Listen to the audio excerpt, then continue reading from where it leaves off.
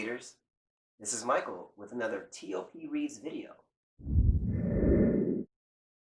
Today's book, The Invisible Boy by Trudy Ludwig. Can you see Brian, the invisible boy?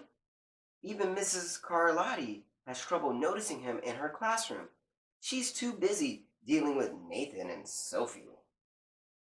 Nathan has problems with what Mrs. Carlotti calls volume control. He uses his outside voice inside too much. Sophie whines and complains when she doesn't get her way. Nathan and Sophie take up a lot of space. Brian doesn't. When the bell rings for recess, Micah and JT take turns choosing kids for their kickball teams. The best players get picked first. Then the best friends of the best players. Then the friends of the best friends. Only Brian is left, still waiting and hoping. JT glances in Brian's direction and just as quickly looks away. "We've got enough players for each team," he tells the others. "Let's play ball." In the cafeteria, Madison and her friends talk about her birthday party. "The rope swing over the pool was awesome," says JT. "Yeah, so was the water slide," adds Fiona. "That was the best pool party ever." "I'm so glad you guys had fun," says Madison. Everybody did except Brian. He wasn't invited. At choosing time, while other kids play board games and read, Brian sits at his table doing what he loves to do best.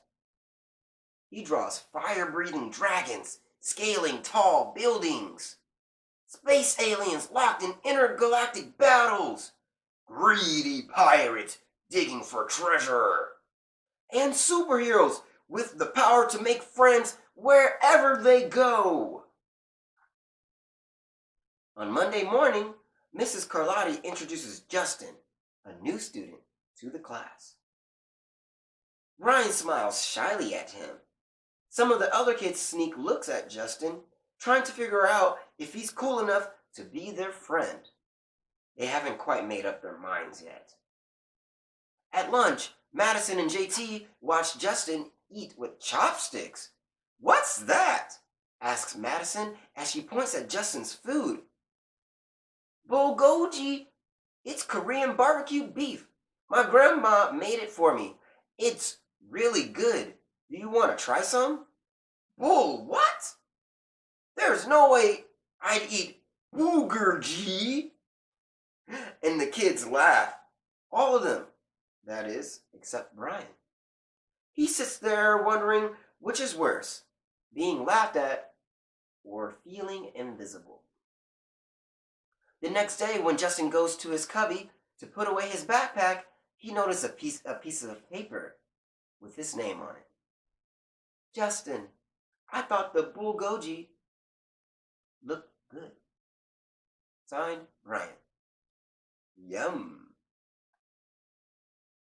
At morning recess, Brian finds a piece of chalk on the ground and starts drawing away. "You're Brian, right?" "Yeah." "Thanks for the note." "Hey, Justin," Emilio calls out from the tetherball court. "You're up next." "Sorry, I gotta go," says Justin. "By the way, that's a really cool drawing," he adds before taking off. Back in class, Mrs. Carlotti asks the kids to team up in twos or threes for a special project. The kids scurry around the room to pair off. Brian heads towards Justin. "I'm already with Justin," says Emilio. "Find someone else." Brian looks at the floor, wishing he could draw a hole right there to swallow him up. "Mrs. Carlotti said we can have up to 3 people in our group. We're only 2.